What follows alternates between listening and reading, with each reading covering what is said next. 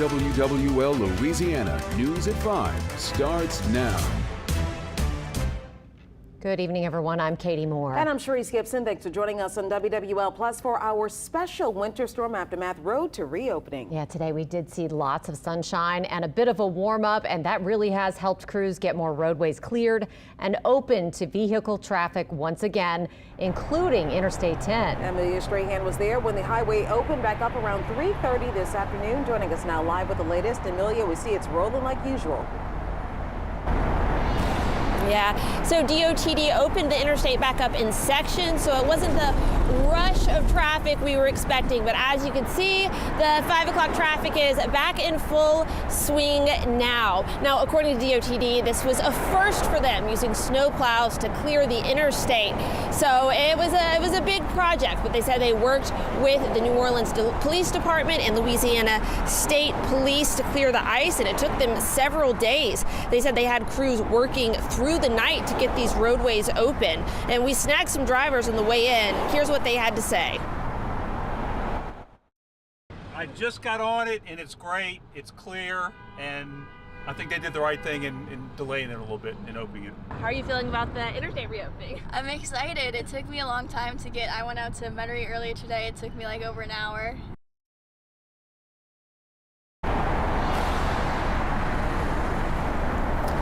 And we'll keep you posted on road openings and closures throughout the evening. Reporting live from Metairie, Amelia Strahan, WWL Louisiana. All right, Amelia, we're talking about the traffic right now and how Yes. so many people were on the roadways because the interstate was closed. Now it's Yes. back open.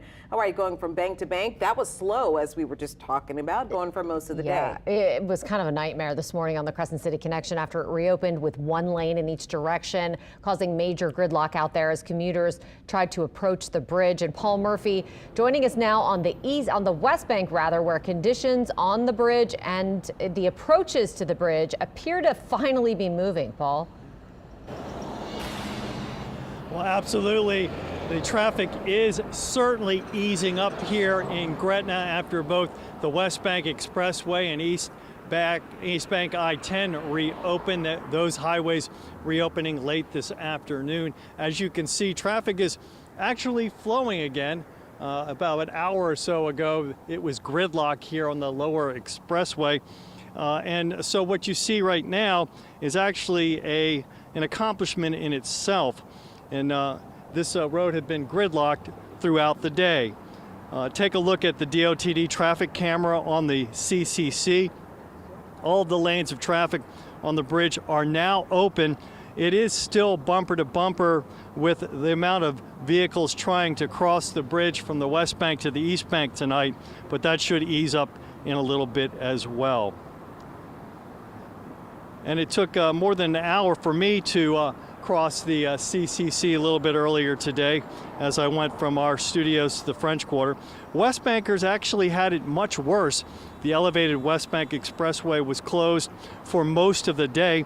That meant commuters all had to enter the bridge using the low road. We did see tractors making another pass on one West Bank on-ramp around 2 this afternoon, clearing the last of the snow and ice.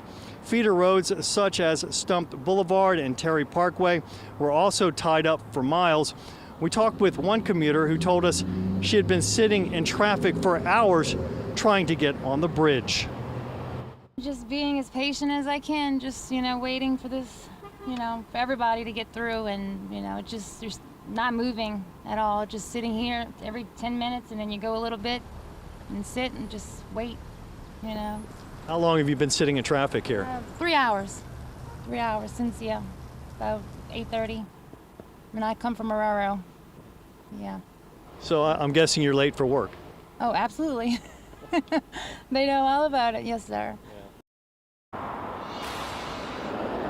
Again, as you can see, we're back live. All of the lanes of traffic have reopened on the Crescent City Connection.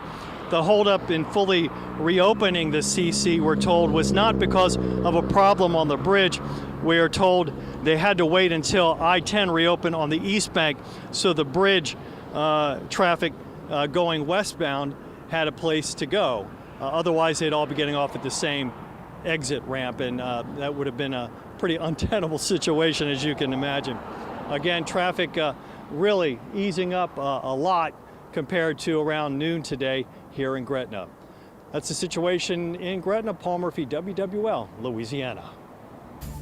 Well, thanks so much. And taking a look at the roadways, traffic conditions looking a bit better, especially since all the interstate systems have reopened across our viewing area. A live look, I-10 at Williams, I-10 at Chef. Now, here's the latest across the board. I-10, I-310, I-610, 510, all open to traffic in both directions. Now, taking a look at the causeway, southbound, all lanes open. Northbound, only the left lane is passable with a 45-mile-per-hour speed limit.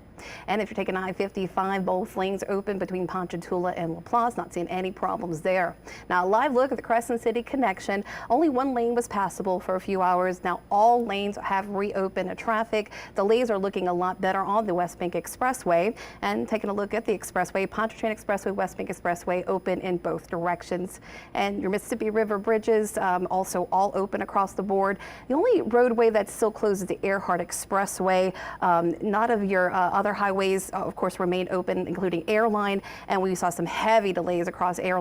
That's looking a bit better as people get the word that the interstate is reopened. But right now, Earhart Expressway remains closed. Now, again, your Mississippi River bridges, Huey P. Long open, Luling Bridge open to traffic. And taking a look at your ferry boats, Canal, Chalmette were out throughout most of the day. That's reopened. Belle Chase also in service. And taking a look at the North Shore commute. I-12, that's been open. That's doing great. Not seeing any problems at the state line. If you're headed across the Twin Span Bridge, 9 minutes between Oak Harbor and Irish Bayou. Not seeing any problems there. And taking a look at the Spillway Bridge. If you're headed from LaPlace, that's reopened to traffic. Airline clearing out. I-10 doing a lot better there. Free and clear, actually, if you're headed between LaPlace and the I-310. And a look at the metro area. Again, a lot of people just hadn't got the word out yet that the interstate is open, so you're free and clear on the I-10. Looking at a 13-minute drive between the CBD and the airport. Problem-free up and over the high-rise. That's a good flow right now if you're traveling between the downtown area and New Orleans East. And again, all your Mississippi River bridges have opened across the board. So a lot of your back roads remain congested, again, as the word gets around, but we're not seeing any accidents. And that's definitely helpful right now as the roadways start to clear out. Thank you so much, Angie. And what's amazing is how much the roads have cleared, either from just natural melting, the sunshine, temperatures getting above freezing, but what is still on the ground is substantial. Visible satellite can confirm Lafayette. Notice all the snow that is still on the ground, and even across southeast Louisiana. Now, obviously not as much, and as we go day by day, a lot of this is decreasing, melting and evaporating, but still now more than 48 hours removed from the event, and we still have significant snowfall totals that have still showing up on, or that are still showing up on visible satellite. The temperatures are still in the low 50s, some upper 40s. So it was a warmer day. We spent longer above freezing, which does help us out, but still a number of areas of snow on rooftops and on the ground. That'll still be with us overnight tonight, as we will be dropping again below freezing. Now, one thing that was interesting is that temperatures north of the lake only got into the upper 20s. I think what happened was we had a bit more cloudiness, and that prevented the temperatures from getting as cold. Well, now we're under clear skies, and we will still be under clear skies overnight tonight. So I think more of the mid 20 range north, upper 20s west. So we're kind of right on the cusp of pipe weather for areas across the river parishes, northern Bayou, but North Shore, one more hard freeze and one more light freeze to start the morning in the metro area. Then after that, the temperatures are coming up. Once we get above freezing by midday tomorrow, we will stay above freezing. So significant melting today. We will see a lot more of it tomorrow, and again, just one more freeze overnight tonight. Now, even during the day tomorrow, as temperatures will be once again into the 50s, I think some shady areas will still have some patchy ice, so just use caution if you are going to be going out and about tonight and even into the start of the weekend. But by Sunday, temperatures are getting into the 60s. We'll talk more about the warming trend and kind of looking ahead even into the start of February in just a few minutes. All right, thank you so much, Chris. We appreciate that. And we've seen dozens of water main breaks since Tuesday's winter storm. Those have led to boil water advisories or people getting urged to conserve water. Yeah, we're joined now by Stephen Nelson, the General Superintendent of the Sewage and Water Board, right now with an update on the city's water system. Mr. Nelson, thank you so much for joining us. I just want to ask you, where do we stand right now?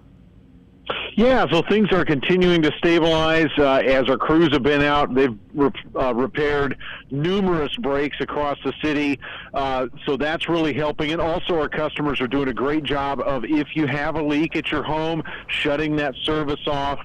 Folks also no longer needing to run that stream of water, and folks are also being really helpful in terms of being conservative. So we are seeing pressures increase.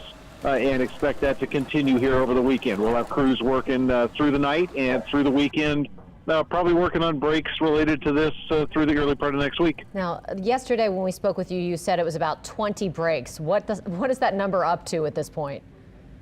Well, we have about 8 to 10 breaks a day, so we've probably seen somewhere between 30 and 50 breaks that I've seen over the last 4 or 5 days.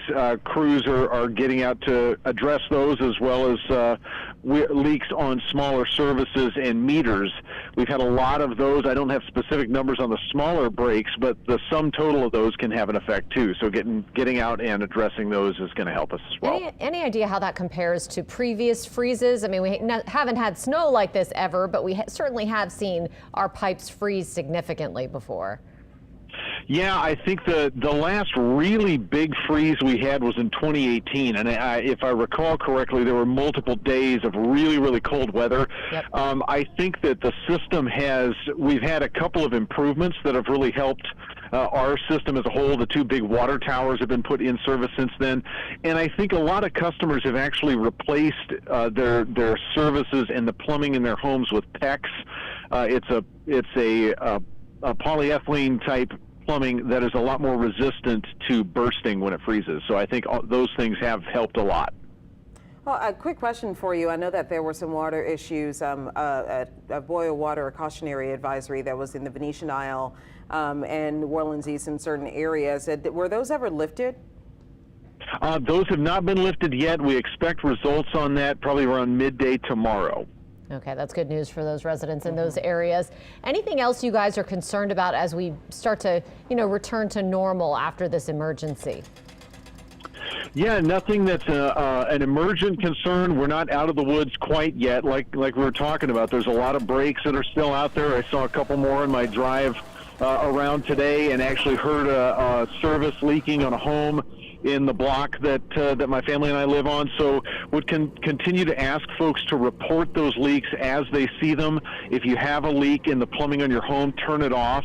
And actually, one other thing I would mention, we've had the smart meter program we've talked about has installed about 80,000 smart meters right now, and we're able to monitor those for extraordinary usage. So running a faucet in your home might be a couple of gallons an hour, a few gallons an hour. We're currently monitoring if we're seeing customers that are going up to 100, 200, 300 gallons an hour, that's indicating a break. We're sending out email alerts to folks. So if you've signed up on the online customer portal, check your email. If you don't hear a leak, we're going to be trying to send you alerts as well. That's extremely helpful. I'm sure customers really appreciate that, to stop it quickly so they don't end up getting charged on the back end. Yeah, that's a big concern That's that a lot right. of people had. When you talk about running your water or letting it leak for that long amount of time, everyone's concerned about what their next bill is going to look like. Yeah. Well, Steve, we can't thank you enough for giving us these updates as we've moved through this storm and now the aftermath. So thanks so much for joining us this evening. Absolutely. Thanks for having us. And again, really appreciate you all, appreciate our customers. I think that message and folks shutting their water off has helped and will continue to help as we work through the rest of this. Great. Thanks so much. All right, and as we told you earlier, many parishes have been asking residents to conserve water usage. Yeah, St. Bernard Parish is having an issue. It's one of those as water pressure got low. Everyone was running their water to prevent freezing pipes, and it caused some big problems there. Meg Ferris joining us from St. Bernard live tonight with the latest from there. Meg? Yes, Katie and Charisse, the parish president says down here in St. Bernard, the pressure is coming back up, and so is the water reserve that they have. Now, they expect the pressure to be high enough shortly so that they can get some samples, send them off to Baton Rouge to be tested.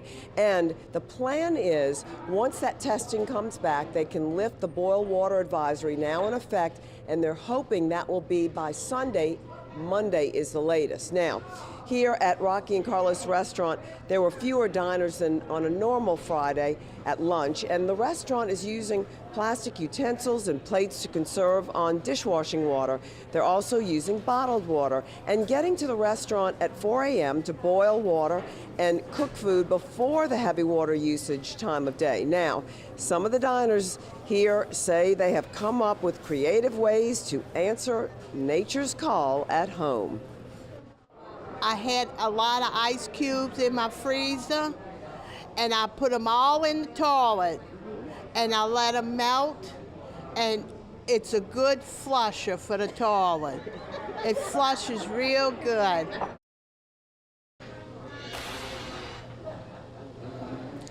Necessity is the mother of invention. I don't think I've ever put ice cubes to flush during hurricanes or anything. Okay, if you have a leak, if you see a leak, this is the number you call, 504-271-1681, 271-1681. And the parish says it has fixed all water main breaks, but if you see one or have one at your house, give that number a call. Reporting live from down in St. Bernard, Meg Farris, WWL, Louisiana. Man. Last night we interviewed someone. They were talking about boiling boiling snow. Yes. Right. And now they're Melting talking about snow. melting ice. Okay. These people in St. Bernard, y'all are awesome. Y'all are so creative about how to use the potty. They're the ones that you go to after, natural disaster. A zombie attack, You any go- sort of you go to Chalmette. apocalypse, you go to Chalmette. From Chalmette to Violet, they got you safe. You are taken care of. Oh Yes, my goodness. absolutely. Now, if you're going to drink the melted snow water, make sure you're taking the top of the snow, not just Top on of the snow, not ground. at the Make sure it's And not obviously the- not Just like yellow. the people who did the the snowballs. Yeah. Yes, People were doing- right. a lot of No, people yeah, were doing use it that. at the top, not. And then my daughter, I pulled a icicle off the roof, and then she went and. Oh my God. I'm like, no, Lucy, it's the funk of the roof that's. I was like, never mind. Yeah. It's already done. Just a natural immunity, whatever was on our rooftop. Yeah. It's already It done. is melting. Thankfully, we are starting to see. Now, I am in the same camp. I've been posting this on social media. I'm in the same camp. It has been gorgeous. It has been fun. But as far as on the roadways, I'm done. Now, temperatures, interestingly enough, didn't get as cold as I thought they would on the North Shore. And what likely occurred is that we did have a bit more cloudiness move in late last night. Clouds at night will act as a blanket and prevent those temperatures from just bottoming out. Now, it was still cold, but I thought we would see more of this, mid-20s, and we only got into the upper 20s. So really not a hard freeze last night north or areas out to the west and southwest. However, we are under clear skies now, so I do think our temperatures will be getting colder for tonight. We were 32 degrees, so right at freezing. So as far as any conditions on the roads for refreezing, not looking very likely. Certainly not on the South Shore, but north of the lake, even that, we will be in that mid to upper 20 range, but I don't believe we're going to see a great deal of refreezing. And thankfully, with a lot of sunshine, while we continue to see a lot of melting, we're also seeing a lot of evaporation where it's not just liquid sitting on the roadways. We are seeing a lot of that liquid evaporate. 53 degrees was our high today, and most of us got into the 50s during the day. Gorgeous sunset looking out this evening, 51 degrees right now, and 26 at the moment. Winds light at moment out of the north-northwest at 6 miles an hour. So upper 40s, low 50s outside. After where we have been all this week, it almost feels balmy with temperatures like this. Now, overnight tonight, again, in the metro area, if we do get to freezing, it's not going to be for a very long duration. May only briefly touching at around 32 degrees or so. Now, this is for the airport. Elsewhere away from the lake, we could be a couple of degrees colder than that, but I don't really think it's going to be necessarily anything that will cause additional issues on the roadway. So more melting. Now, we will be for a longer duration below freezing north of the lake, but again, it's not a magic number as soon as you hit 32 degrees that anything instantly freezes. You have to be there for a while. So we could see a little bit of refreezing on the roads, but definitely during the day tomorrow in Hammond, we're getting into the 50s across the North Shore. And once we get above freezing tomorrow morning, we are not getting back below freezing. So one more freeze for both both sides of the lake. Then by Sunday morning, we're starting out in the 30s and low 40s. So that one additional day of maybe the pipe weather on the North Shore, just keep them protected. And then south of the lake, not an issue any longer. And then this is also the area highlighted in pink that we could see a little bit of refreezing on the roads, but I don't believe that's going to be a major concern, and then not a concern at all as we continue through Sunday and all of next week. In fact, looking at the 7 to 10 day forecast, so now going into February, no cold air. We will continue with a thaw. Now, obviously, we're still in winter. We will see more cold fronts, but at least in the near term, not happening. So significant melting has occurred today, more tomorrow. We'll have that one additional freeze tonight, and then after that, I think the ice and snow will be gone. It has been pretty, but it's time to move on. So the ice on the roads, our last concern for our weather impact alert. Just go slow on the roadways. A lot more folks hitting the roads, but there are still some areas of patchy ice, just to use some caution. High pressure actually out to our west is keeping us under beautiful sunny skies,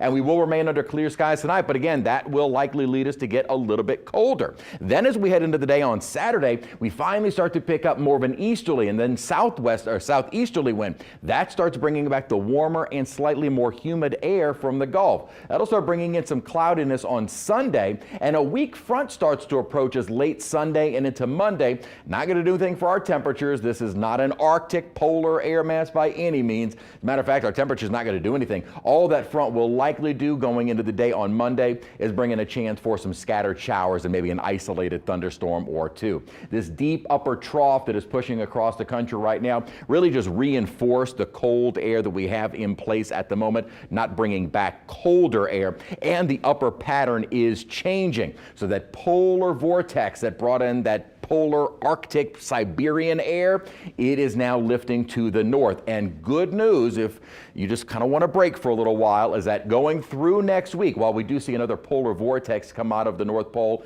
and across Hudson's Bay, this one stays from Hudson's Bay into eastern Canada and keeps the core of that cold air well to the north. And this model goes right into the start of February, and no real signs of cold air coming as we start next month. Obviously, we're still in winter, as I said, so we will see more cold air masses, just not in the near term. And in fact, our temperature outlook is likely will stay above average, and even going into the first full week of February, we are likely going to stay above average. Now, there are some indications we will see another cold blast as we get kind of into the second week of February, but now we're going out beyond 2 weeks, so little confidence in that forecast, but we certainly will see more cold air. So one more morning of the sub-freezing temperatures for a weather impact alert. Once we are above freezing, we're not looking back, as temperatures will be on the rise through the next several days, staying in the 60s. Might see a weak front late in next week, which might help to knock our temperatures down a bit, but temperatures overall staying in the 60s. Well, thanks so much, Chris. 5:22 and watching the roads on this Friday evening. Traffic conditions looking a lot better across the viewing area. All interstate systems have reopened to traffic, and all your bridges are also reopened. Now, taking a look across the area right now, I-10, I-310, I-610, I-510, all open in both directions. Now, if you're taking a look at the causeway, that's also open in both directions. We have a high crosswind advisory in effect, but no restrictions. I-55 free and clear and open both directions there between Ponchatoula and Laplace. Now, taking a look at the rest of the area, the Earhart Expressway remains closed till further notice, and a lot of your other highways like Airline, Veterans became extremely congested earlier today while the interstate was closed. Thankfully, that's clearing out right now. Airline looking a lot better through Kenner and Metairie to the airport and problem-free. Now, taking a look at the Crescent City connection, there was only one lane passable for a few hours. All lanes have reopened. Still seeing heavy congestion, though, if you're headed to the East Bank side of the bridge. The HOV bridge is closed at this time, and that should reopen it's closed till further notice, and we'll definitely keep you posted when that reopens. Now, taking a look at the Pontchartrain Expressway, West Bank Expressway, that's also open to traffic both directions, and the Huey P. Long Luling Bridge open with no problems. And your ferry boats, Canal Street, Chalmette back in service, Belle Chase running on schedule. And on the North Shore, no problems along I-12. A good flow in both directions, problem-free on the I-59-10 interchange. And if you're headed across the Twin Span Bridge, reopen both directions, looking at an 8-minute drive between Oak Harbor and Irish Bayou. Spillway Bridge from Laplace to the I-310, good flow right now, not seeing any delays there. An airline also is cleared out in that area. And overall, as people are aware that the interstates reopen, we'll see a lot of those back streets clear out, but we're not seeing any major accidents, which is extremely helpful. Good flow across the board right now. If you're trying to head home, you can definitely take the interstate. All right, thank you so much, Angie. And the Bayou and River parishes are also much easier to get around now, thanks to Highway 90 reopening today. In that area, though, there are still some people dealing with the after effects of the freeze. That's what we're talking about now. Rachel Hanley has the latest from Lafourche Parish. Yeah, we're here in Raceland, just off of Highway 1, and here you can definitely still see evidence of just how much snow fell in this area. At the same time, we're also seeing signs of recovery. Today, Highway 90 between Des Alleman and Amelia, which is in St. Mary Parish, reopened for the first time since the freeze. That is a major win for this area. That's a really, really heavily traveled road, and without it open, the drive time from Houma to the New Orleans area was about 3 hours. And then something else we have also been watching really closely, especially for this area, is water pressure here in Terrebonne and Lafourche parishes because of people dripping their pipes and using a lot more water than usual, and a lot of main lines breaking. We saw a lot of areas with low water pressure from yesterday into today. Both parishes say that they're working on recovering, but in Raceland and parts of Bayou Blue here in Lafourche Parish, a lot of houses are still seeing their water coming out at a trickle. It took forever to do like 3 loads of dishes. I feel that just the water pressure, but we boiled water, but that even seemed to be slow on the process of washing dishes. The shower, at least, just a basic rinse out with the pots and cups, but I think today will be a little bit better. Lafourche Parish says that it is working hard to get pressure back in this area and in the parts of Bayou Blue that still don't have it. But as a reminder for everybody in Lafourche Parish and about 10,000 people in Terrebonne Parish, as your water comes back on, you still are under a boil advisory through at least the end of today. In Raceland, Rachel Handley, WWL, Louisiana. Well, the New Orleans Fire Department now says a deadly house fire overnight in Algiers was caused by a space heater. Firefighters found 63-year-old Annette Tassett inside of the home on Diana Street just before 2 a.m. They also say a family of 3 is now displaced because of the fire and are getting help from the Red Cross. I talked to her only son, Jeremy, this afternoon about his mother and the difference she made in her community. When I got there, my baby sister, she made it to the site before me, and she said, Mom, gone. And I was just kind of like, huh? And then she's like, Mom, gone. I was like, I just got stuck. And instantly I just shut down. Ned Tassin was the middle child of 3 daughters for Barbara Ann Tassin. Mom had 6 kids, 5 girls and 1 boy. Mom was big in the Indian culture. She was the big queen. I believe it's Black Mohawks. Just like loving, she'll give you the clothes off her back. Like she the type of person that'll help you before she help herself. Can you tell me, with the home that your mom was in, did it typically have issues regarding heat? The house was well equipped. Mom's just was one of them people. I believe she was anemic. She had like a underlying health issues where she needed that heater. At all times. So wherever she at, she might take the heater and bring it in the living room, or she might have the stove on. The temperature have to be a certain degrees for her to like be in the house. If it's cold, she's gonna kick you out, but she's not gonna deal with that no cold environment. So she's always had a space heater? Yes. So do you know what went wrong this time? I believe the space heater like fell in the bed and burned through the floor. That was where it was. But they did say they found her at the front door. So what was it that you would want people to know about your mother? Mom was just a very loving person. Like she was like very peculiar. Like she's like one of them people you just don't find her every day. So I just would want, like, anybody know her, she's like real sweet and real loving. She's like your mom too. So if you're that, you come up in an environment where your parents are not giving you that love, you can go to her house and get that love. And we certainly feel for that family. As fire officials do want to remind everyone just to keep those space heaters at least 3 feet away from anything that can burn.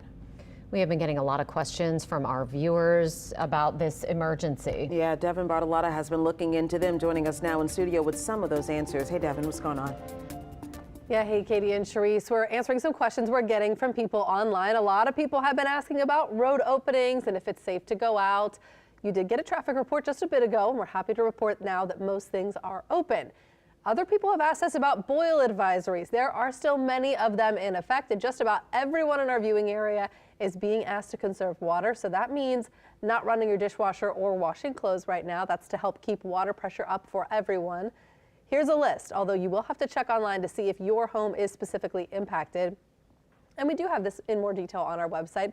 But boil advisories are in place for all of St. Bernard and Lafourche parishes, plus the southern parts of Terrebonne Parish, unincorporated St. James, parts of St. John, including Reserve, Garyville, Mount Airy, Edgard, Wallace, and Pleasure Bend. Some parts of Plaquemines Parish also have a boil advisory. The whole city of Gretna and Slidell residents in the Cross Gates system, plus Venetian Isles and parts of New Orleans East. That includes near Chef Highway and Jordan Road and near Bullard Avenue and Morrison Road.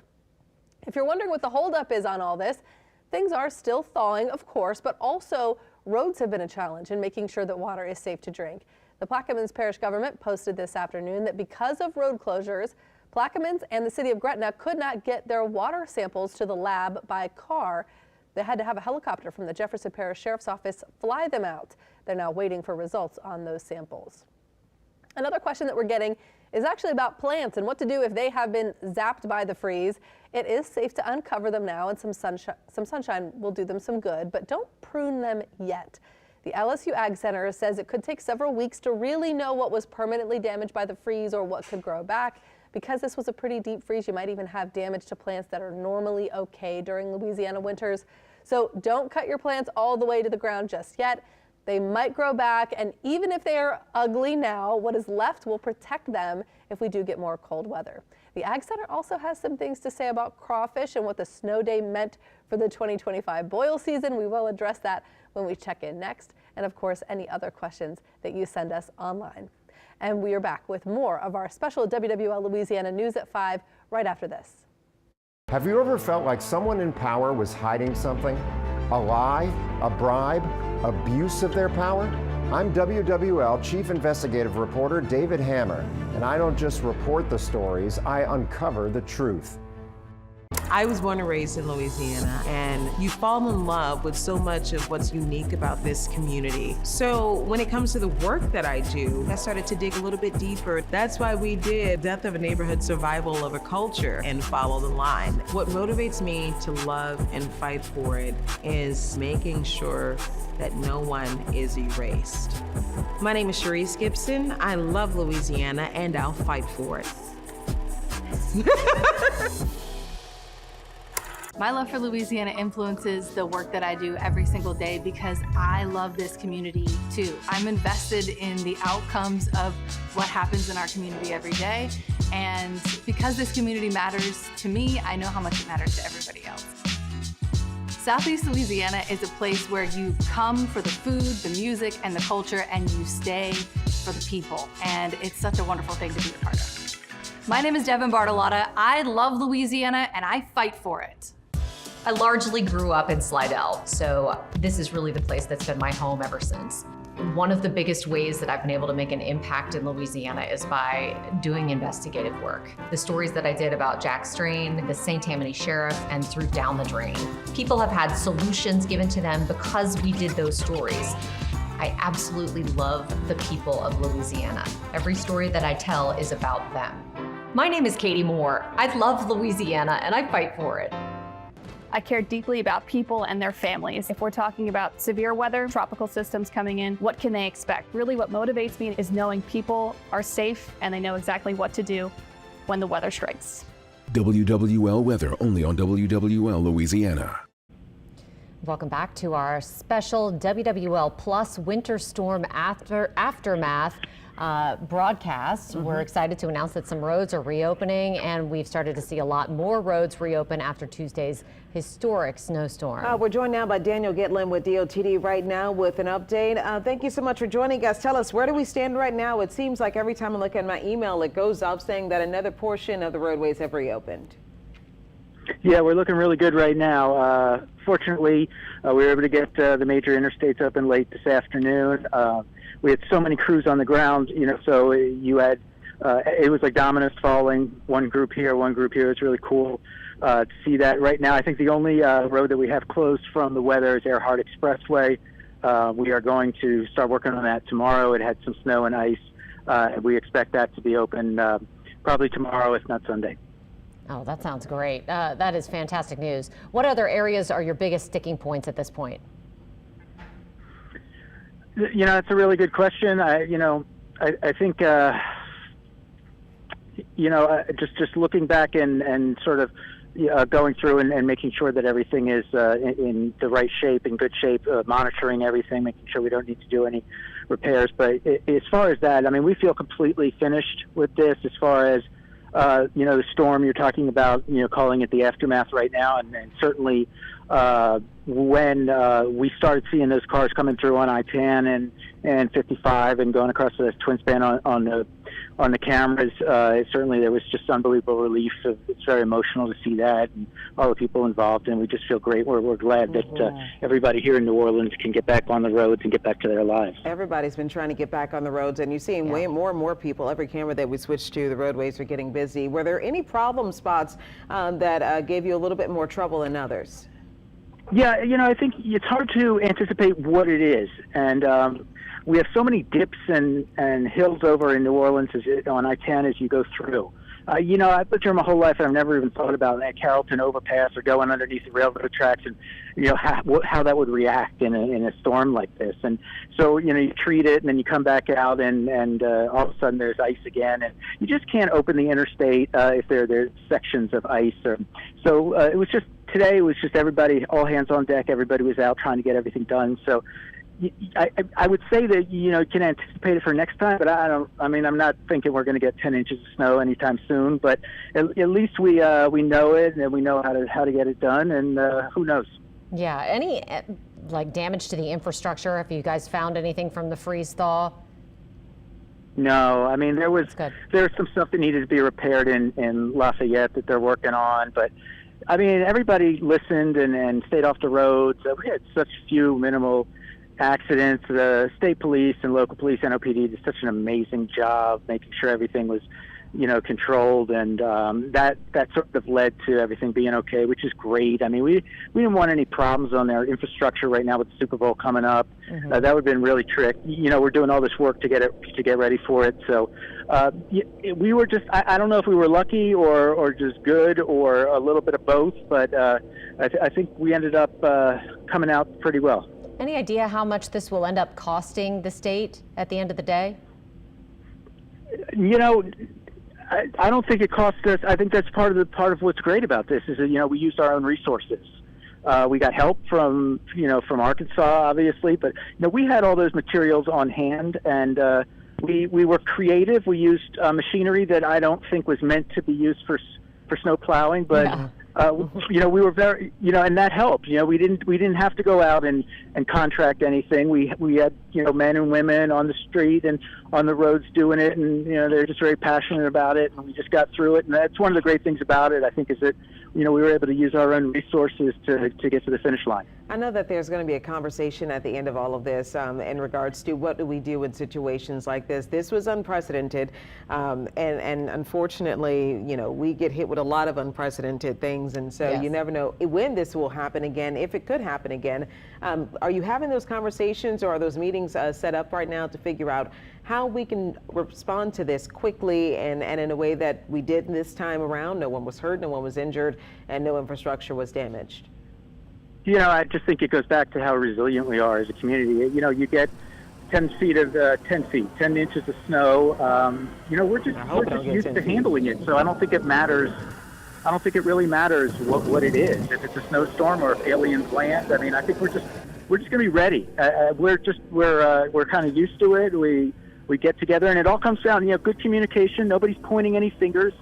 We were all on the same page, and at the end of the day, I think here in New Orleans, Louisiana, we're all here for each other. We got a lot of help where you have each other's backs, and I think we can handle anything. I don't think there's anything we can't handle.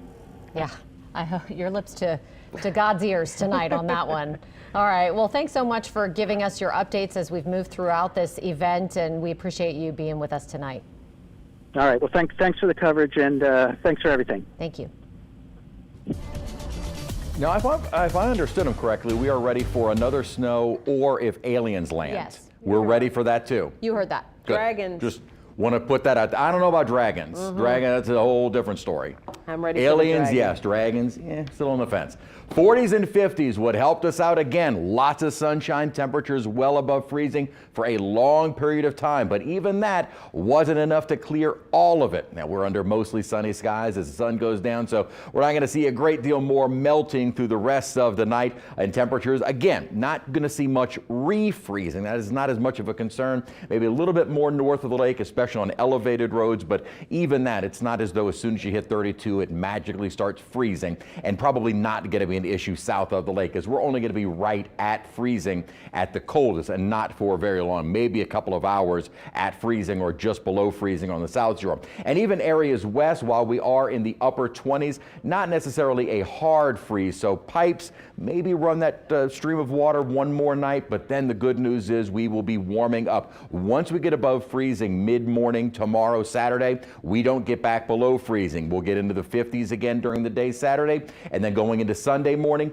40s, so no freezes after tomorrow morning, and then 50s as we start the morning on Monday, and high temperatures will be getting into the 60s. So again, as far as pipe weather goes, one more night for the North Shore, maybe a few patchy areas west and southwest river parishes, Bayou region, and again, not a concern in the city. So the good news is there is light at the end of the tunnel from these hard freezes, and then nobody will be below freezing as we get the day started on Sunday. So saw a lot of melting today, more roads being cleared, but still some areas, even as you look at the CCC in the shadows in the shoulder, there is still standing snow. So it has taken some time to melt. Again, the totals that we saw, incredible, 10 plus inches. We will see more melting during the day tomorrow, and after that, no more freezes, so we shouldn't really see any worsening conditions, although still some patchy areas of ice and snow may even go into Sunday morning. So certainly a concern through the night tonight and into tomorrow morning. Hopefully after tomorrow, not as much of a widespread concern,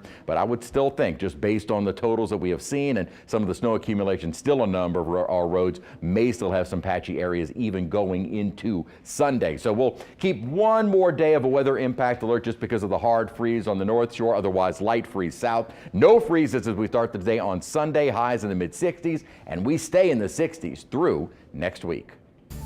Thanks so much, Chris. 541. Traffic conditions looking a lot better on this Friday evening. All interstate systems and major bridges have reopened across our viewing area.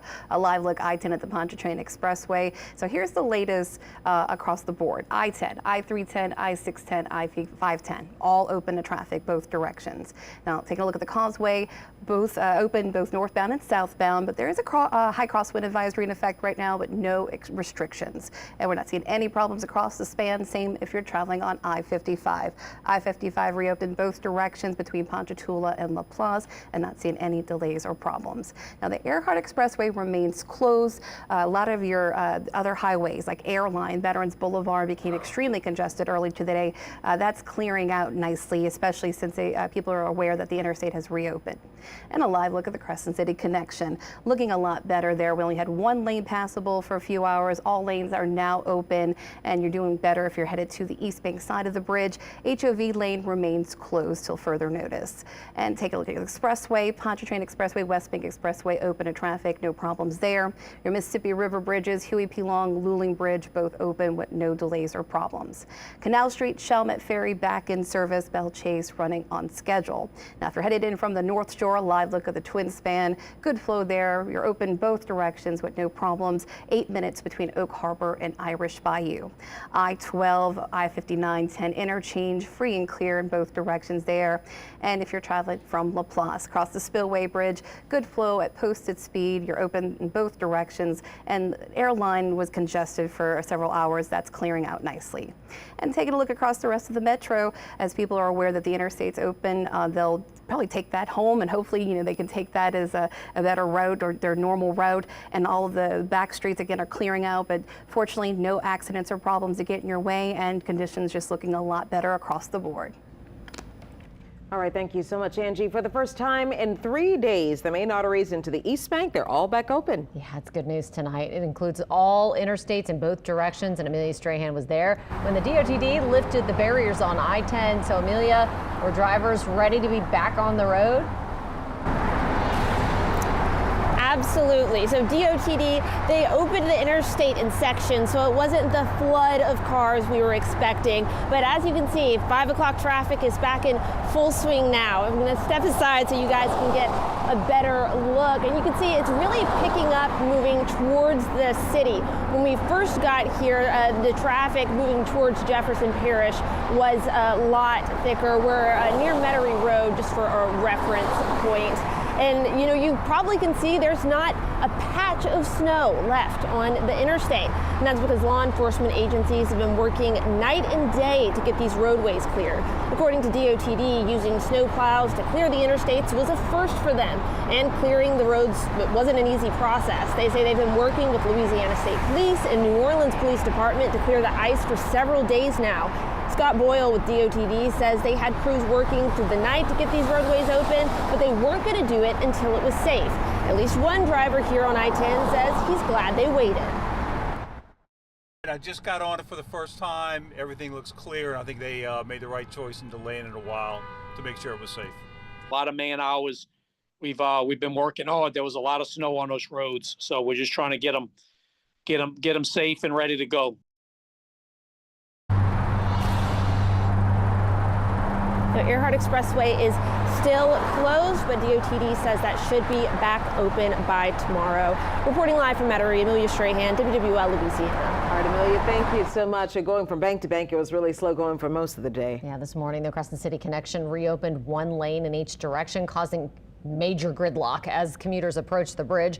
And Paul Murphy's joining us live tonight on the West Bank, where conditions on the bridge and those bridge approaches appear to be improving greatly. Paul? Katie, yes, they are improving. As you can see, it had been gridlock city throughout the day here in Gretna, but take a look right now. You can see a day-long backup here on the lower West Bank. Expressway has eased with the elevated span and the bridge on-ramps reopening. Take a look at the DOTD traffic cameras on the CCC. All of the lanes of traffic on the bridge are now open. From our vantage point, the westbound span appears to be moving better than the eastbound span, which is still pretty bumper to bumper with traffic moving from the West Bank to the East Bank. Earlier today, there was major traffic congestion on the East and West Bank approaches to the CCC. For a time, only one on-ramp to the bridge was open on each side, causing backups for miles. It took me more than an hour to get from the WWL studios in the French Quarter to Gretna. West Bank's bankers had it much worse. The elevated West Bank Expressway was closed for most of the day. That meant all commuters had to enter the bridge using the low road. One woman told us she regretted even trying to cross the CCC. I feel as though the traffic is horrible, and I feel as though the state and city officials should have closed down for one more day just so they can clear the interstate and roads completely or majority so that everyone is just able to get to work on time, because I'm quite sure that everyone that's in the lines right now is late for work. And just taking a look at the bridge over my shoulder, the traffic is actually moving pretty well in both directions as we speak. So if you want to cross over and visit some of your friends on the East or West Bank, now is a lot better time to do that than a little earlier today when people were waiting up to 4 hours just to cross the bridge. Again, both the elevated expressway and the on-ramps to the CCC have fully reopened at this hour, and DOTD will be monitoring conditions, making sure that the roadway remains safe for travelers. We're live in Gretna. Paul Murphy, WWL, Louisiana. All right, Paul, thank you. As we did tell you a little earlier, many parishes have been asking residents to conserve water. Yeah, in St. Bernard, that's one of them. And that's where Meg Ferris is joining us live tonight with an update. They were in a pretty precarious situation over the past few days, Meg. They were, because not only was the pressure low, but the reserve was getting low. But they are making progress for all these people here stopping to eat dinner at Rocky and Carlos and all the people across St. Bernard. He says the pressure's coming back and all mains have been repaired. Now, you still need to conserve your water in St. Bernard. Some businesses like car washes and laundromats voluntarily closed, but some restaurants like here at Rocky and Carlos stayed open. But they are conserving water by using plastic plates and utensils so they don't have to run dishwashers, and they're using bottled water to serve the diners here. Now, the parish president believes the boil water advisory could be lifted Sunday or Monday at the absolute latest. We are in the boil water advisory, and we're going to have to continue to do that until we get it above 25 psi. And then we'll retest all of the water, send it out retested, and then we'll lift that boil water advisory after we get it over 20 psi. But we was in a situation to where if we were to continue using the amount of water out of our reserve, we was going to be in trouble with St. Bernard Parish. But they are out of that trouble. It is coming back up. People here even report that it's been pretty high. Now, let me give you the phone number to report if you see any water main leaks or if you have a leak on your property.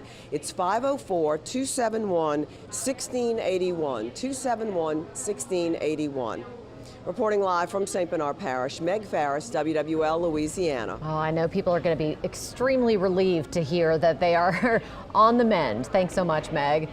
Great news. I mean, people were really suffering through it over in St. Bernard. You know, one of the big concerns I had going into this event was power outages. Had we seen more of the wet snow that would have accumulated on tree branches or power lines, or if we had seen more ice. And thankfully that was, after kind of we've gone through the last couple of days, was fairly limited. We did see some, but not as widespread as I thought we could have seen. In what we typically see are more ice storms than we do snow. And someone was asking, why did we get this? It was kind of the perfect setup for the temperatures to be sub-freezing at all levels of the atmosphere, the warm air from the Gulf never really making it inland, and ample moisture from the Gulf and from the Pacific Ocean, believe it or not, as that Gulf low setup. It was, again, kind of the perfect setup for us to get heavy snow, and you need so many things perfectly in place and timed perfectly to get that kind of a snow event on the Gulf Coast, which is why it's just so rare to occur. Again, we're now going back 130 years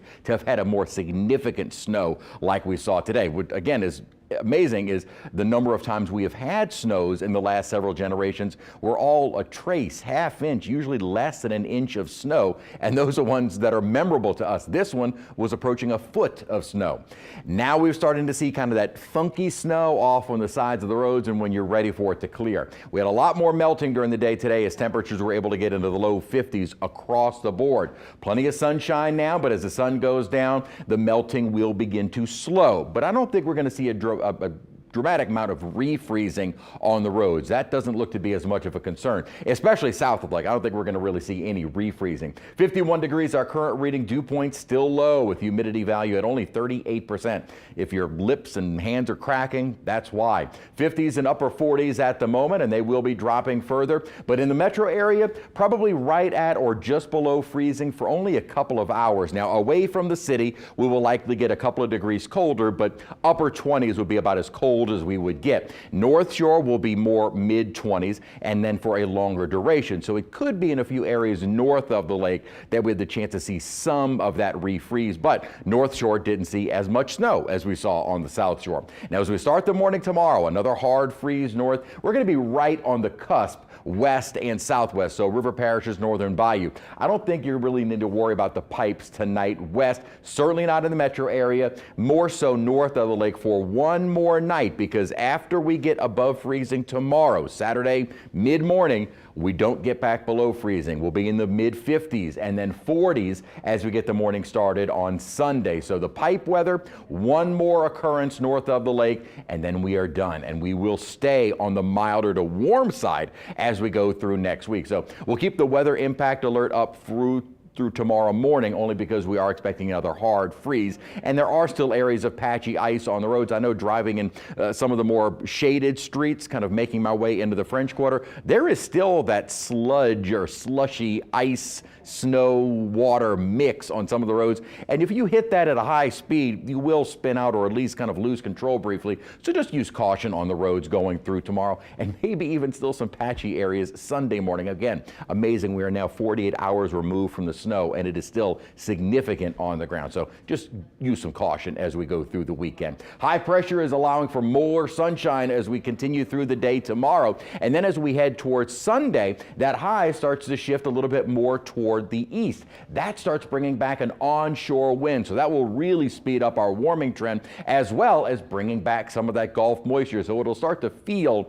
maybe more normal as we head towards Sunday and the weekend, or as we head towards Sunday and next week. Also to start next week, we're going to see this very weak frontal boundary move in. Not going to do anything for our temperatures. We need a break from the cold, but it will bring in a chance for some passing spotty showers as we get into our Monday. The upper pattern, though, which has been favoring this cold Arctic blast, is finally starting to shift. Notice we have a little bit of a milder air mass, whereas the core of the cold has started to shift back up toward the northeast and will continue to do so in the coming days. The upper pattern is not sending any of that Arctic air back farther south. That is going to remain held up across the northern plains, Great Lakes, parts of the Midwest, Ohio Valley, Northeast, and even with another surge of some polar air, that stays isolated more north and east of us. So even going into the end of January and now the start of February, no cold air coming in the next several days. And the temperature outlook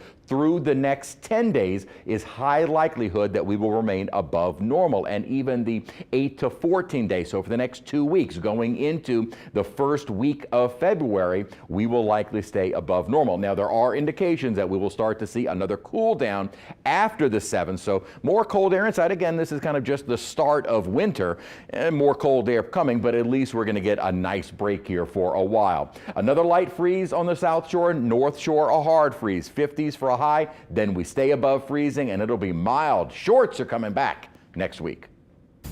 Well, thanks, Chris. 5:56, and all interstate systems have reopened across our viewing area. A live look. This is I-10 on the spillway, I-10 in New Orleans East, and also I-10 in Metairie. Nice to see a bit more activity on the roadway right now. And this is the situation across the board. So if you're traveling across the metro, I-10, I-310, I-610, I-510, all reopen to traffic with no problems.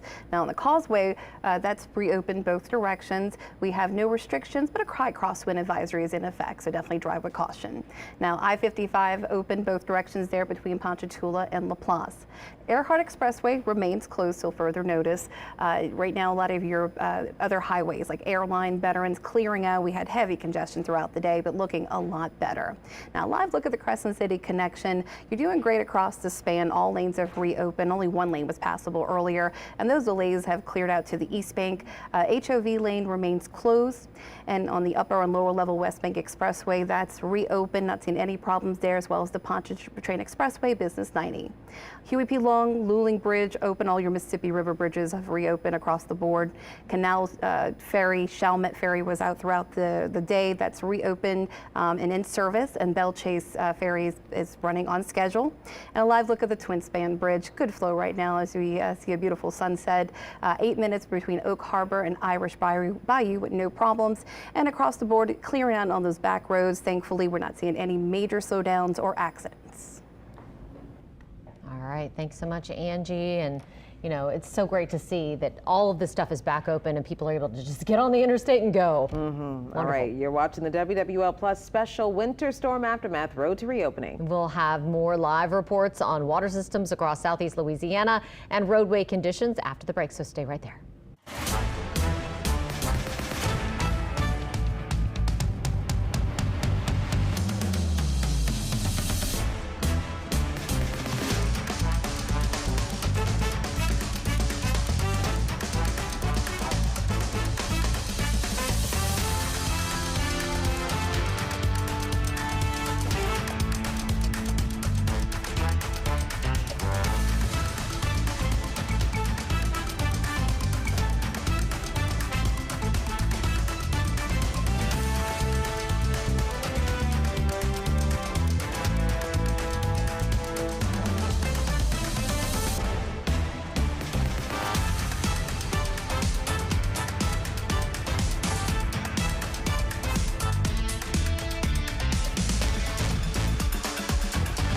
Have you ever felt like someone in power was hiding something? A lie, a bribe, abuse of their power? I'm WWL Chief Investigative Reporter David Hammer, and I don't just report the stories, I uncover the truth. I was born and raised in Louisiana, and you fall in love with so much of what's unique about this community. So when it comes to the work that I do, I started to dig a little bit deeper. That's why we did Death of a Neighborhood, Survival of a Culture, and Follow the Line. What motivates me to love and fight for it is making sure that no one is erased. My name is Sharice Gibson. I love Louisiana, and I'll fight for it. My love for Louisiana influences the work that I do every single day because I love this community too. I'm invested in the outcomes of what happens in our community every day. And because this community matters to me, I know how much it matters to everybody else.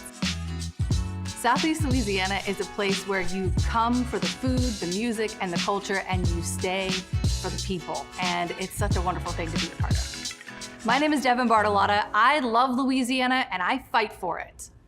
I largely grew up in Slidell, so this is really the place that's been my home ever since. One of the biggest ways that I've been able to make an impact in Louisiana is by doing investigative work. The stories that I did about Jack Strain, the St. Tammany Sheriff, and through Down the Drain. People have had solutions given to them because we did those stories. I absolutely love the people of Louisiana. Every story that I tell is about them. My name is Katie Moore. I love Louisiana and I fight for it. I care deeply about people and their families. If we're talking about severe weather, tropical systems coming in, what can they expect? Really what motivates me is knowing people are safe and they know exactly what to do when the weather strikes. WWL weather only on WWL Louisiana.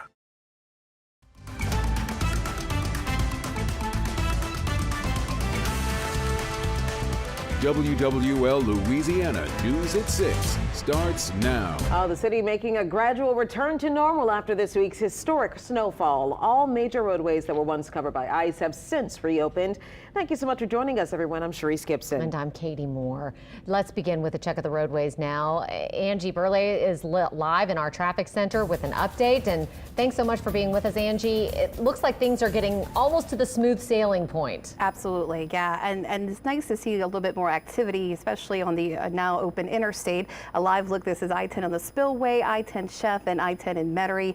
All interstate systems have reopened to traffic across our viewing area, as well as all major bridges. I-10, I-310, 610, 510, all open with no delays or problems. Taking a look if you're headed maybe to or from the North Shore Causeway, open both directions. We have a crosswind advisory in effect, but no restrictions, so you're doing great there. I-55 open between Ponchatoula and Laplace, no problems or delays. Now, a live look at the Spillway Bridge, free and clear if you're headed between Laplace and I-310. Airline has cleared out nicely, so a good flow if you're headed into the metro area. And if you're headed home today, this evening, you can take the interstate or your normal route home. I-10 moving well and not seeing any problems there. And again, a good flow on, looking a lot better on all your major highways. All right, thanks so much, Angie. And it's been a traffic nightmare for much of the afternoon out there, but we are seeing conditions improve as those major roadways reopen. Amelia Strahan joining us now live near I-10. There was a lot of gridlock a little bit earlier, but now it's cleared up right now, right, Angela? Amelia. Angela, Amelia, I'll take either one. It's been a long week. Katie and Therese, we actually watched the first car drive onto I-10, and you can see just how much things have picked up in the last hour and a half or so. I'll take a step aside so you guys can get a look. You can see things going towards the city are pretty light, but traffic is a little bit thicker over moving, in the lanes going towards Jefferson Parish.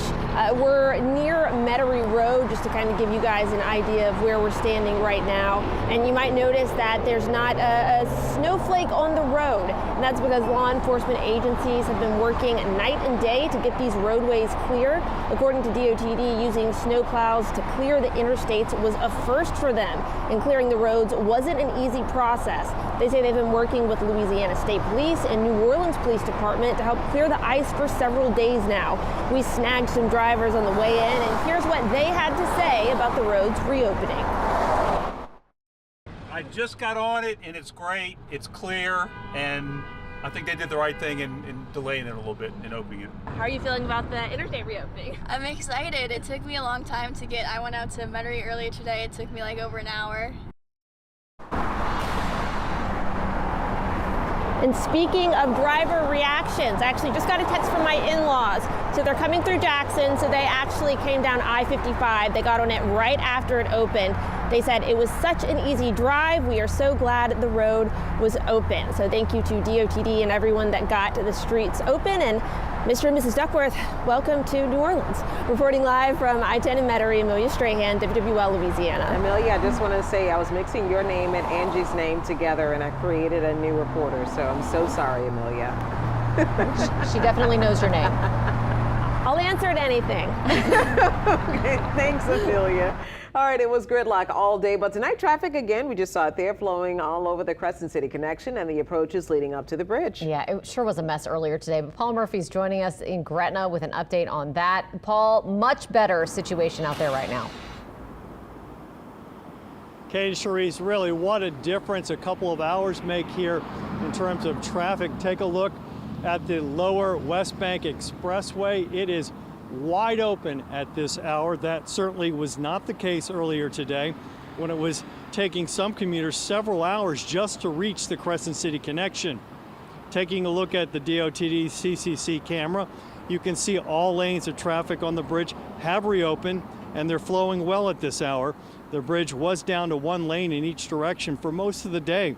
Once both the West Bank Expressway and the East Bank I-10 reopened late this afternoon, the CCC finally opened, fully opened for the first time since Tuesday's winter storm that dumped up to a foot of snow on the metro area. Now, earlier today, there were major traffic backups on the East and West Bank approaches to the CCC. For a time, only one on-ramp to the bridge was open on each side, causing major gridlock for miles. It took me more than an hour to reach the bridge from the WWL studios in the French Quarter. West Bankers had it much worse. The elevated West Bank Expressway was closed for most of the day. That meant commuters all had to enter the bridge using the low road. One man told us his hours-long trek to the CCC was quite an ordeal. The lanes that's not open, they're jumping over those lanes and jumping everybody that's trying to get in front, so causing a whole bunch of chaos. You know, people back there fussing and cussing and doing all type of things, but if everybody just be patient and work with each other, we could get through this. And again, all of the on-ramps and the CCC lanes have reopened. They reopened late this afternoon, and as we can see, the traffic is flowing actually pretty good at this hour on the CCC under those pretty Mardi Gras lights. It's good to see. Here, we're live in Gretna. Paul Murphy, WWL, Louisiana. All right, thank you so much, Paul. Now, St. Bernard Parish is still asking people to conserve water as much as possible. You still have to boil your water there as well. Yeah, Meg Parrish joining us now from St. Bernard with more on when that advisory could be lifted. Meg? Yes, but they are making progress down here. The parish president says the pressure is coming way back up. He also says the reserves are coming way back up.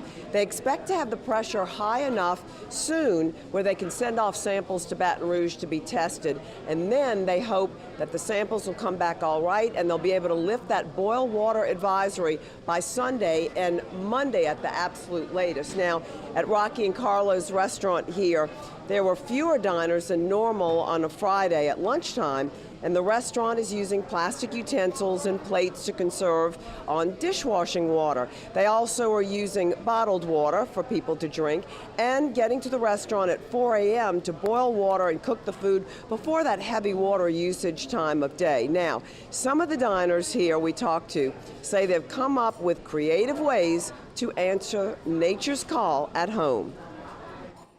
They're using their crawfish pots, going outside, filling it with the snow so that they have water so that they can flush their toilets. The water pressure is so low.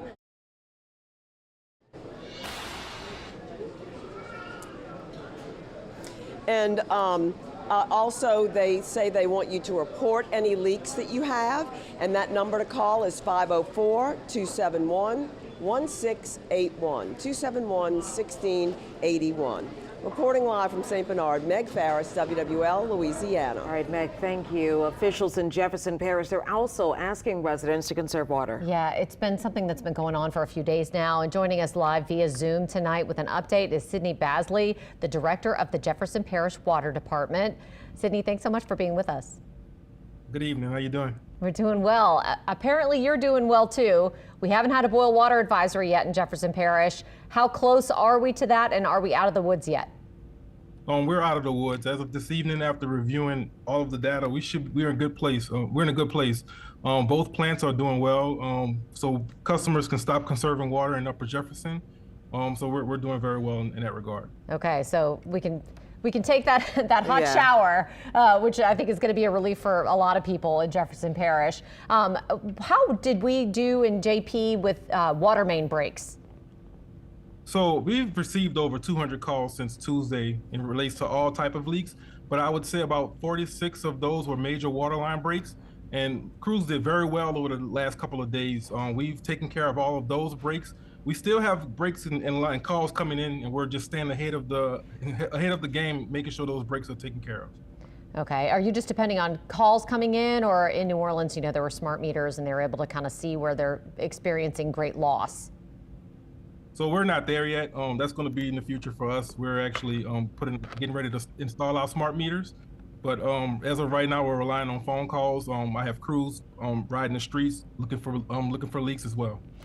I'm sorry, go ahead. Do you have any residents, what should they do if they have any problems that they run into? You know, as we're thawing out, that's when we start to notice some of the problems. Have you made contact with any residents who are asking, what should I do now that it's maybe a pipe has burst, or if I'm having any issues in my home?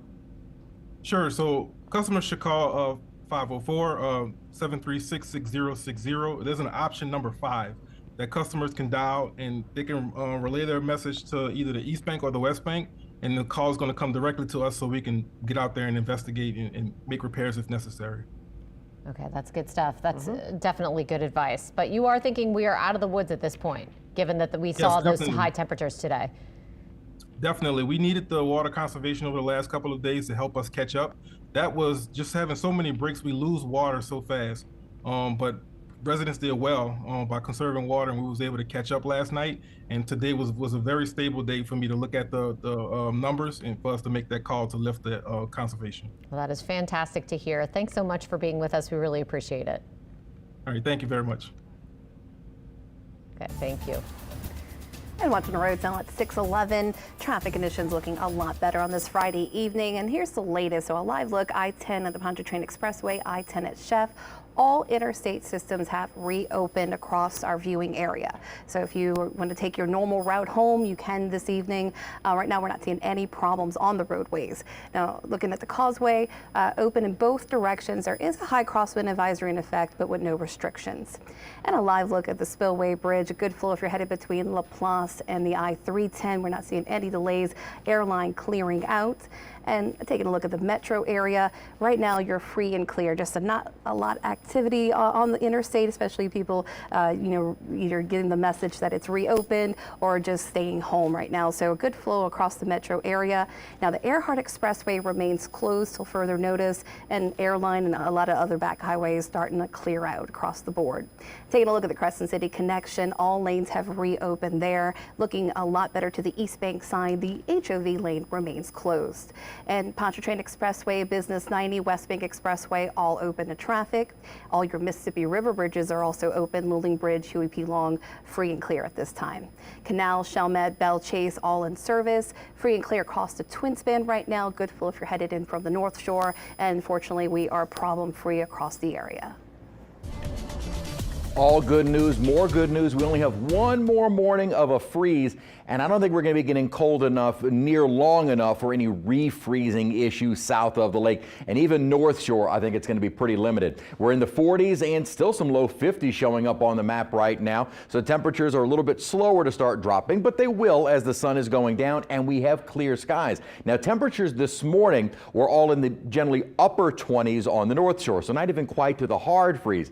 But that's because we had a little bit bit more cloudiness during the overnight and even early morning hours today. Now we'll be under clear skies, so I do think we will be a few degrees colder on the North Shore, so more of the mid-20 range. So that is a hard freeze, so pipes remain protected. But as far as anything refreezing on the roads, I don't think that's going to be a widespread concern. Maybe patchy, certainly, and certainly areas that are still with patchy ice or snow will remain on the roads through tomorrow morning. The good news, though, is that once we get above freezing tomorrow morning, we don't get back below freezing. Temperatures are on the rise. So one more morning of the pipe-type weather north, not as much of a concern even in the river parishes or northern Bayou region. And then as we head into Sunday morning, maybe a little patchy frost in western Washington and into Pearl River County. Otherwise, temperatures continue to rebound through the weekend. All right, thanks so much, Chris. And State Police has been working around the clock to help clear the roadways after this week's historic snowfall. On the line with more on their efforts, Jacob Pichu with State Police Troop B. Thank you so much for joining us. Hey, thank y'all for having me this evening. All right, can you give us an update on the roadways, making sure they stay safe? You guys have been working overtime, not only in the response to the terror attack, but now to this historic snowfall. But so far, so good for you all, or what? Right. Well, you know, leading up to today, the past few days, everybody seems to heed our warnings of, you know, staying home, staying off those roads. And it was great. Today, there was a lot more people on the roads, and it did lead to the gridlocks.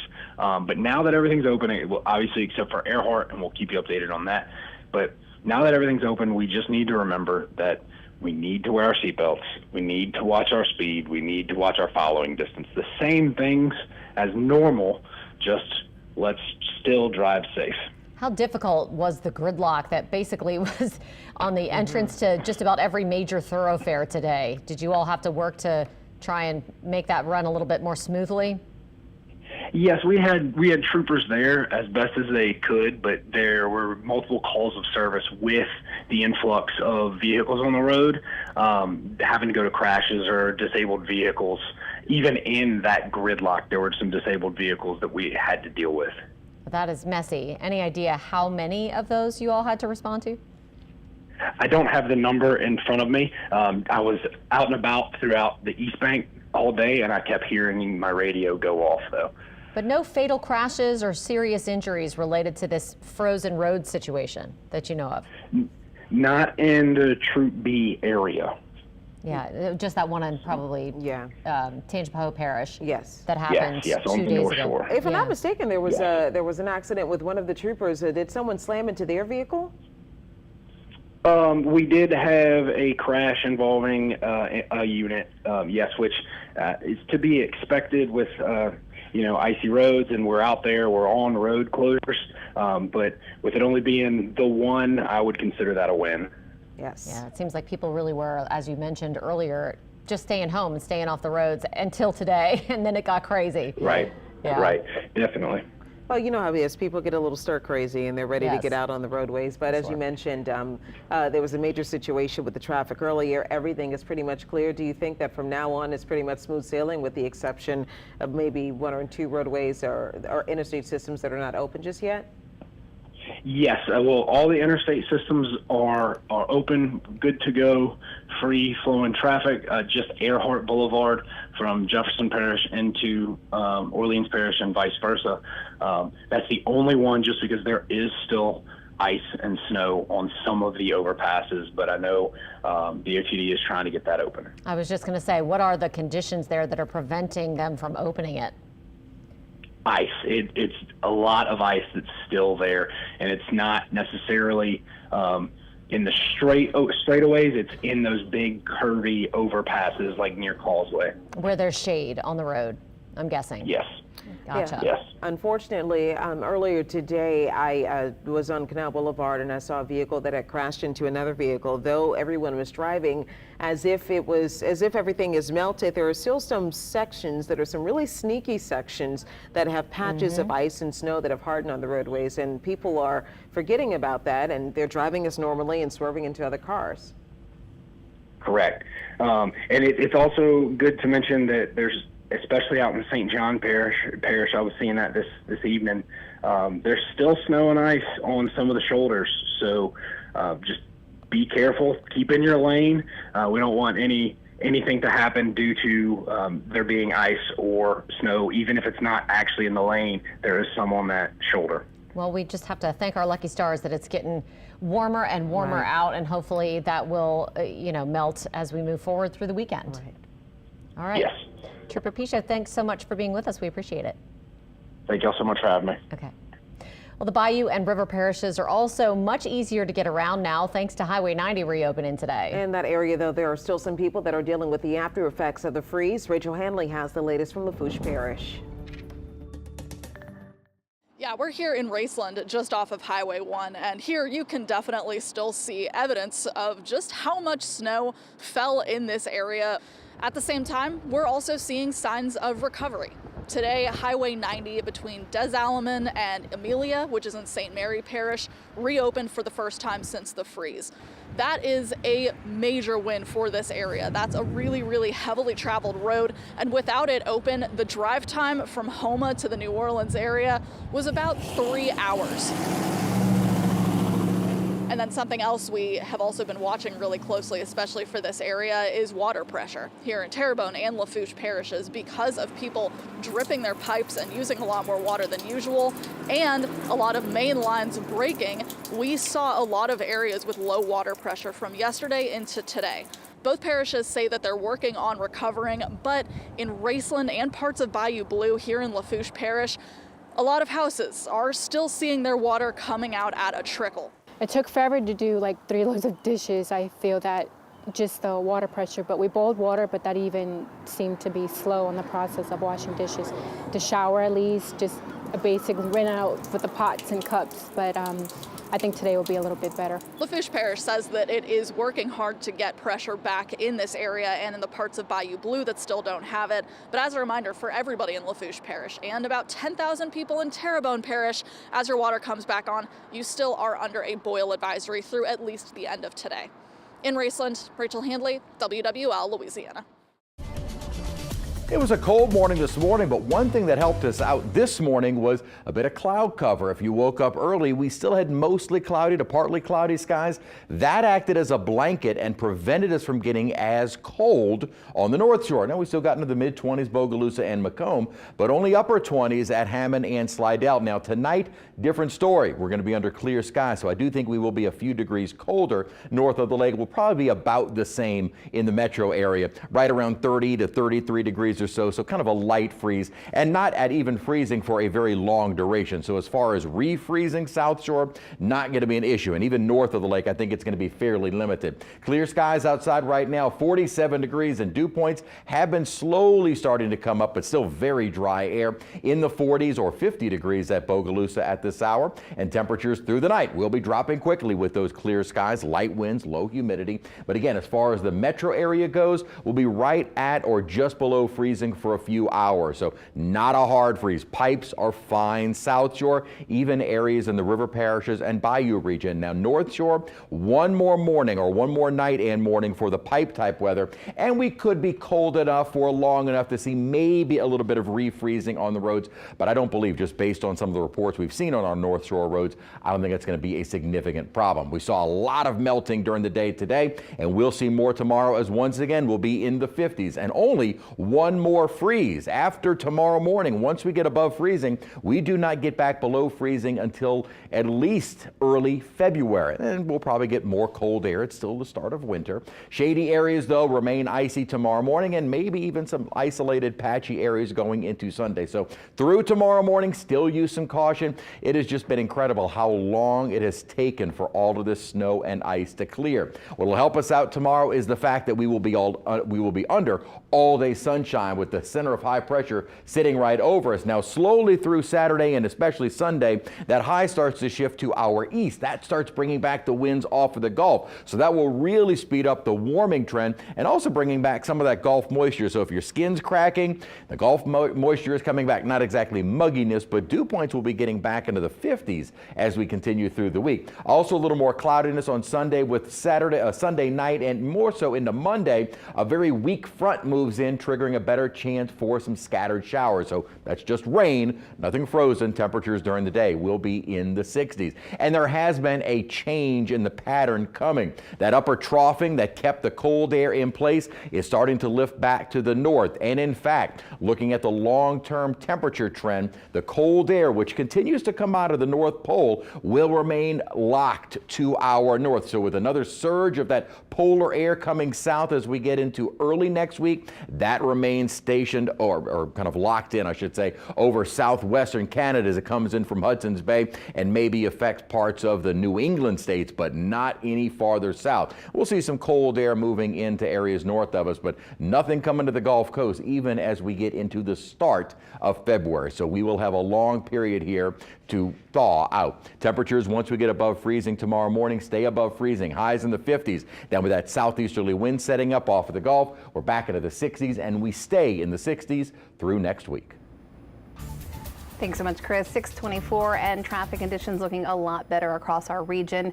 A live look. This is I-10 at Williams and I-10 at Pontchartrain Expressway. All interstate systems have reopened to traffic, and that's as well as on and off ramps and all major bridges. Now, taking a look at the rest of the area, if you're traveling across the metro, we're not seeing much activity. A lot of people maybe just not aware that it's reopened, or just a lot of people still staying home because of the weather. Right now, we're just not seeing a lot of delays. Free and clear across the board. Now, the Earhart Expressway remains closed. The back streets are starting to clear out, especially Airline and other highways.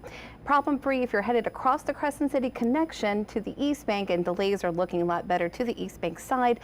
All lanes are open there, but the HOV lane remains closed. Now, your Pontchartrain Expressway, West Bank Expressway, Business Signey, all open to traffic. Huey P. Long, Luling Bridge, all your Mississippi River bridges open in both directions. And take a look at the Spillway Bridge. Live look, good flow right now between LaPlace and the I-310. Airline also doing great. Now, Causeway, open both directions. There is a high crosswind advisory, but with no restrictions. If you're traveling to or from the North Shore, a live look at the Twin Span Bridge. Good flow right now, 8 minutes between Oak Harbor and Irish Bayou. I-55 also open in both directions, free and clear between Ponchatoula and LaPlace. I-12 looks great, not seeing any problems at the I-59-10 interchange. And all your ferries are in service, one at Canal, one at Chalmette, one at Belle Chase. And we still have some icy roads, especially on those surface streets, so take it easy out there and overall drive safe. All right, Angie, thank you so much. You are watching the WWL Plus special Winter Storm Aftermath Road to Reopening. We'll have more live reports on water systems across southeast Louisiana and the roadway conditions after the break, so stay right there. Have you ever felt like someone in power was hiding something? A lie, a bribe, abuse of their power? I'm WWL Chief Investigative Reporter David Hammer, and I don't just report the stories, I uncover the truth.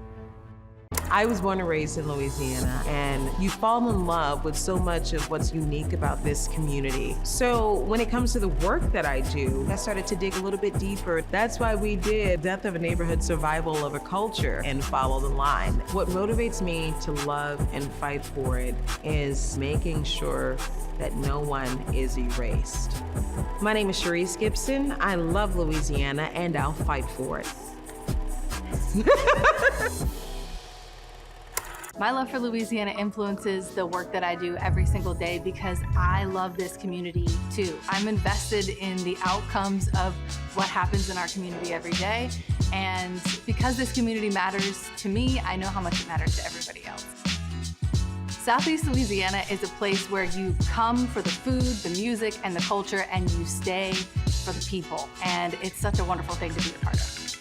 My name is Devin Bartolotta. I love Louisiana, and I fight for it. I largely grew up in Slidell, so this is really the place that's been my home ever since. One of the biggest ways that I've been able to make an impact in Louisiana is by doing investigative work. The stories that I did about Jack Strain, the St. Tammany Sheriff, and through Down the Drain. People have had solutions given to them because we did those stories. I absolutely love the people of Louisiana. Every story that I tell is about them. My name is Katie Moore. I love Louisiana and I fight for it.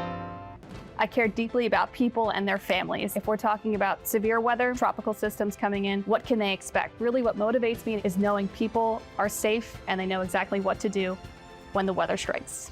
WWL weather only on WWL Louisiana.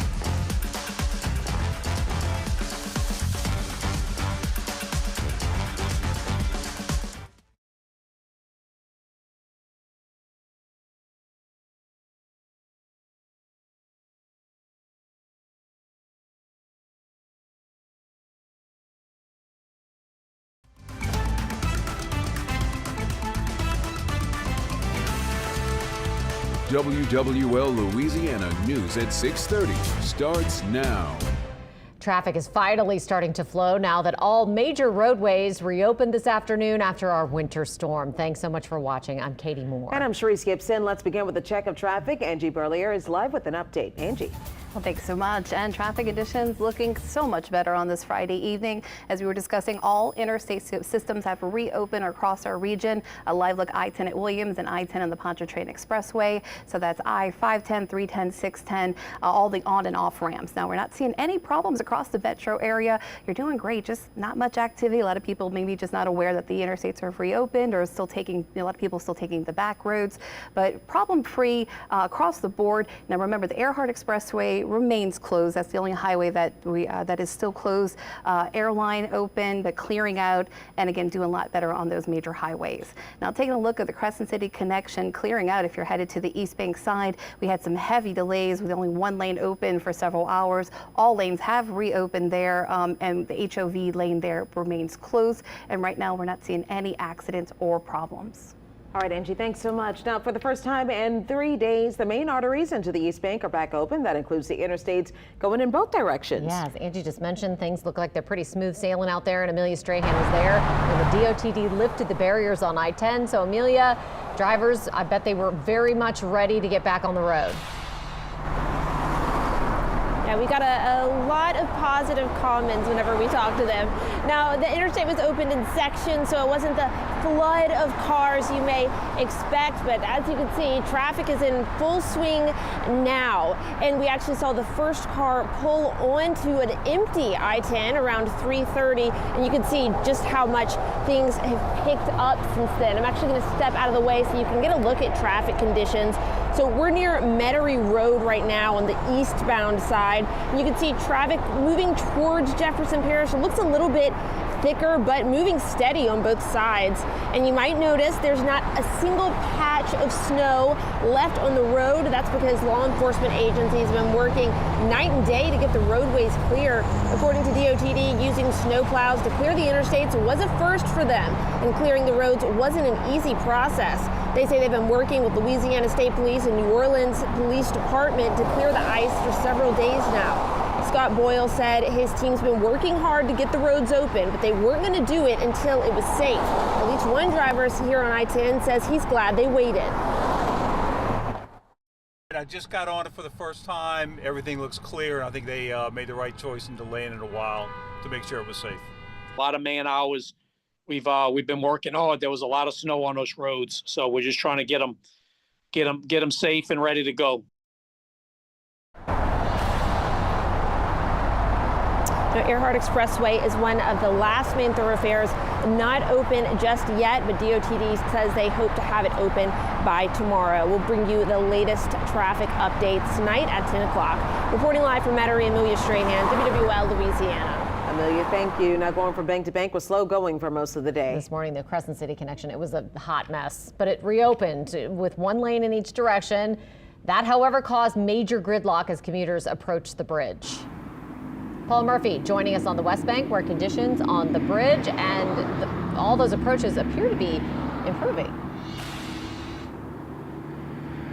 Yeah, Katie and Sharice, you really have to give a lot of credit to the DOTD crews that were able to remove all that snow and ice off the bridge surface, the Crescent City Connection Bridge, the on-ramps, and the approaches on both banks of the Mississippi. Well, we're in Gretna. Take a look.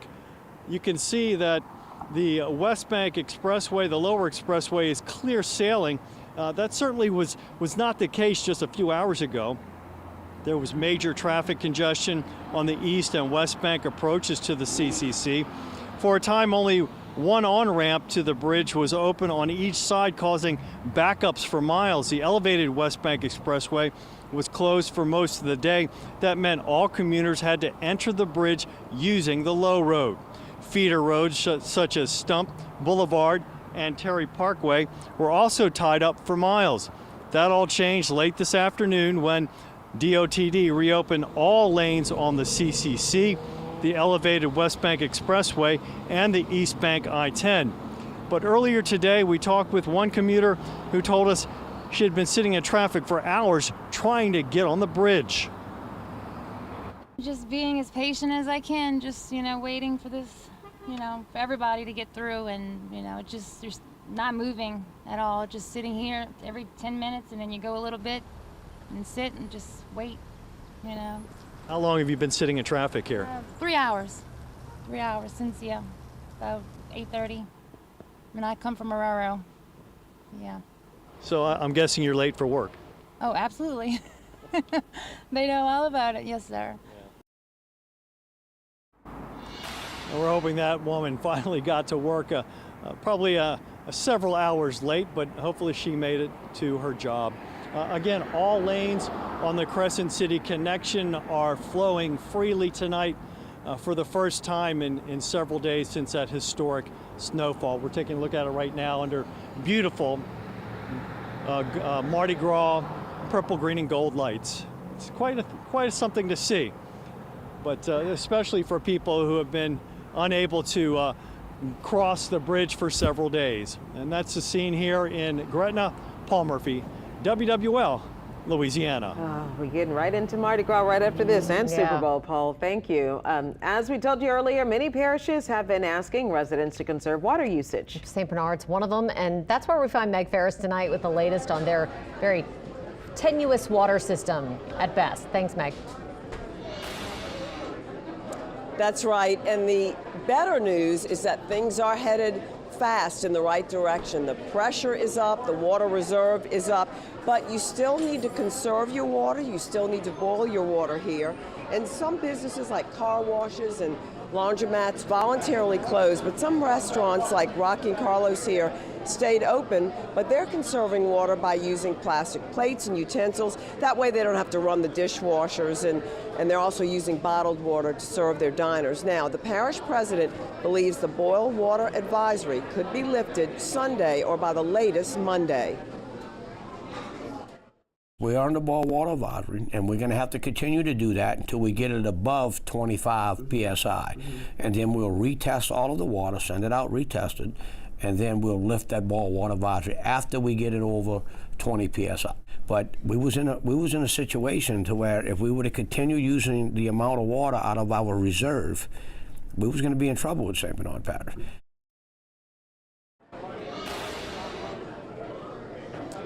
And that's, of course, because people were running their water so their pipes wouldn't freeze, and then, of course, there were breaks, and that's where all the overusage was going. Now, they want you to report any leaks that you find on public property, even your own, and that number to call is 504-271-1681. Reporting live from St. Bernard Parish, Meg Ferris, WWL, Louisiana. We're so glad that things are getting better there. Yes, Meg. So I know that you've been out there now. It's been since Monday. Yes. And you've been kind of all over. How are you feeling right now? We're at the end of it. The snow is melted, and everything's pretty much trying to get back to normal. Yeah, Cherise, we talked about this. The first day it was beautiful. It was wonderful seeing people play. But when you have to work and get out in it, and so many people here do, that's when it becomes an inconvenience and a danger. But you know what? Photographer and I were talking earlier today. This is much better than a hurricane coming because nobody loses their home or anything. So absolutely. Yeah, you've been a real trooper for us too, Meg. We appreciate you going out in the cold weather and like staying on the North Shore. And I know you've been stranded too. So we really appreciate your reporting. Thank you. Yeah. Thanks, Meg. Yes, much better than a hurricane. It's been more of an inconvenience than anything, and it's been gorgeous, historic, and now we're ready for it to be done. Temperatures are still well above freezing, in the 40s across the board. Got into the 50s on both sides of the lake during the day today, so that did help with a lot of the melting, clearing more of the roads. Now we're under clear skies, light winds, low humidity. Temperatures will be bottoming out, and one more morning of freezing temperatures, mid-20s on the North Shore, so that is a hard freeze. And then areas west, northern Bayou, I don't think we're going to have the hard freeze. We're going to be very close, but it looks like like temperatures will probably be right at the cusp, so pipes are likely safe there. Keep them wrapped, certainly, even both sides of the lake, but running the water not going to be an issue for the river parishes or the metro area. Then once we get above freezing during the day tomorrow, we will stay above freezing. Highs again in the 50s, probably more mid-upper 50s, and then morning lows on Sunday in the 40s. So as we get above freezing tomorrow, then we are done. So one more morning of these freezing temperatures and then some relief, and the thaw begins or really continues as we have seen temperatures gradually over the last couple of afternoons on a warming trend. We'll take a look at the temperature trend going through the rest of the month and heading into February in just a few minutes.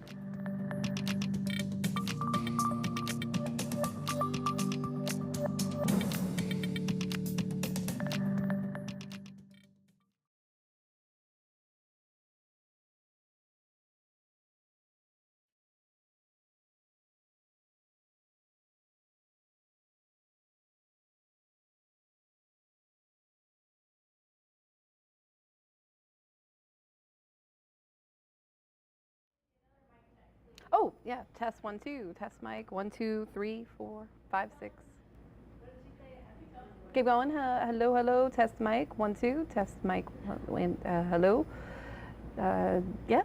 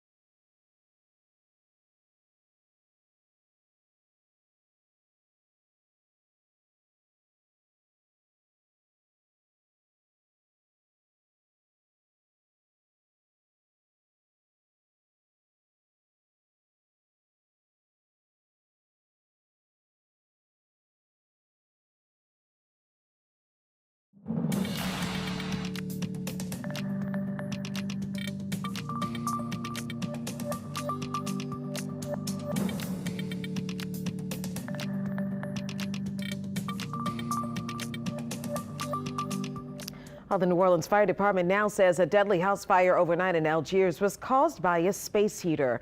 Firefighters found 63-year-old Annette Tassett inside the home on Diana Street just before. They also say a family of their 3 is now displaced because of that fire and are getting help from the Red Cross. I talked to her only son, Jeremy, this afternoon about his mother and the difference she made in her community. When I got there, my baby sister, she made it to the site before me, and she said, Mom, gone. And I was just kind of like, huh? And then she's like, Mom, gone. I was like, I just got stuck. And instantly I just shut down. Ned Tassin was the middle child of 3 daughters for Barbara Ann Tassin. Mom had 6 kids, 5 girls and 1 boy. Mom was big in the Indian culture. She was the big queen. I believe it's Black Mohawks.